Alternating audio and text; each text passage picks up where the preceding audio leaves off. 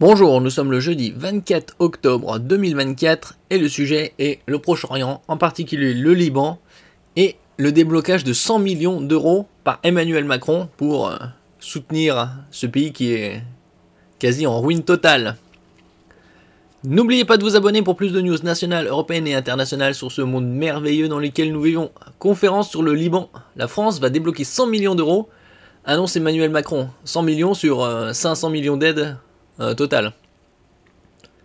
Le point sur la situation, la conférence de soutien aux pays du Cèdre se tient ce jeudi à Paris avec 70 pays conviés. Le Premier ministre libanais a appelé à un cessez-le-feu immédiat. Ça, il faut que la communauté internationale fasse pression sur Israël. Elle peut faire toutes les pressions qu'elle veut, ça n'aboutira pas. Les États-Unis non plus. De toute façon, les pressions des États-Unis sur Israël sont des fausses pressions, puisque tout le monde sait que peu importe la situation, ils seront du côté d'Israël. Le président français Emmanuel Macron a ouvert ce jeudi une conférence sur le Liban avec l'objectif de mobiliser la communauté internationale à réunir quelques 500 millions d'euros pour venir en aide aux personnes déplacées par le conflit entre Israël et le Hezbollah. 500 millions, ils auraient dû arrondir à 1 milliard vu que c'est la communauté internationale. Donc sur 500 millions, 20% ça viendra de la France. D'où vient la thune? Bon, Macron il n'a pas de problème à dépenser l'argent qu'il n'a pas. La France va débloquer 100 millions d'euros pour le Liban. Le président français Emmanuel Macron a annoncé que la France allait débloquer 100 millions d'euros pour le Liban, ajoutant que la guerre doit cesser au plus vite entre Israël et le Hezbollah. Bon, des paroles en l'air, personne ne l'écoute.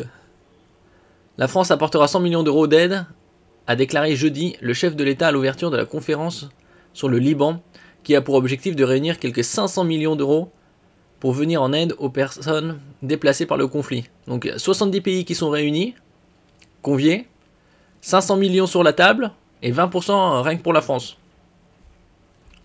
Il fera mieux d'investir 100 millions pour les agriculteurs. La guerre doit cesser au plus vite, a ajouté Emmanuel Macron, précisant que l'objectif est d'affirmer la souveraineté du Liban, donc démontrer que le pire n'est pas écrit et permettre aux Libanais de retrouver le contrôle de leur destin. Bon, ça fait déjà pas mal de décennies que le Liban est dans l'œil du cyclone, on va dire.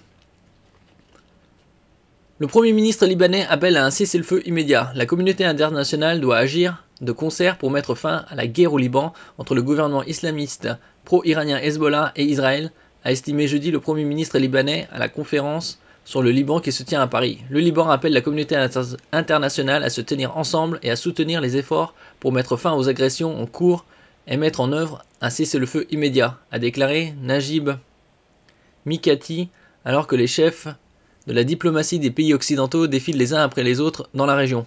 Ouais, c'est du spectacle.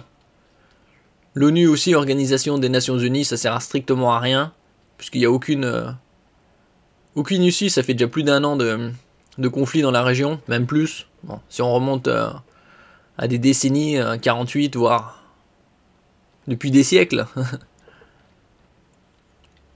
La France et les États-Unis avaient ensemble fait une proposition de cessez-le-feu temporaire en septembre lors de l'Assemblée générale des Nations Unies, qui avait reçu le soutien de nombreux pays, mais qui pour l'heure n'a pas reçu celui d'Israël. Et donc un tout petit pays dicte ce que les autres doivent faire, c'est-à-dire se taire.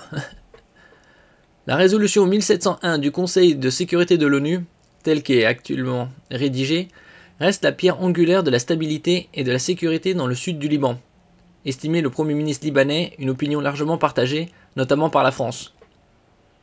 Après toutes ces décennies, ils sont toujours au même point.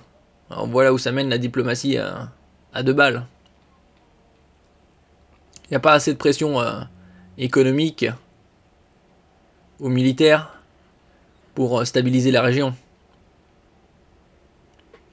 Et la mise en œuvre complète et immédiate de cette résolution par le Liban et Israël préservera la souveraineté et l'intégrité territoriale du Liban et assurera une sécurité à notre frontière sud qui puisse permettre aux communautés déplacées de retourner dans leur région, a-t-il ajouté.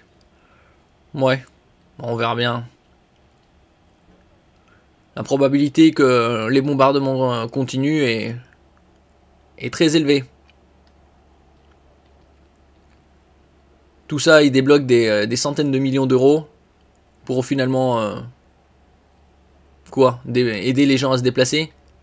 Et toute cette région sud sera une ruine qui sera probablement pas reconstruite, enfin par le Liban. Chacun a ses ambitions dans la région. Merci pour votre écoute et à la prochaine.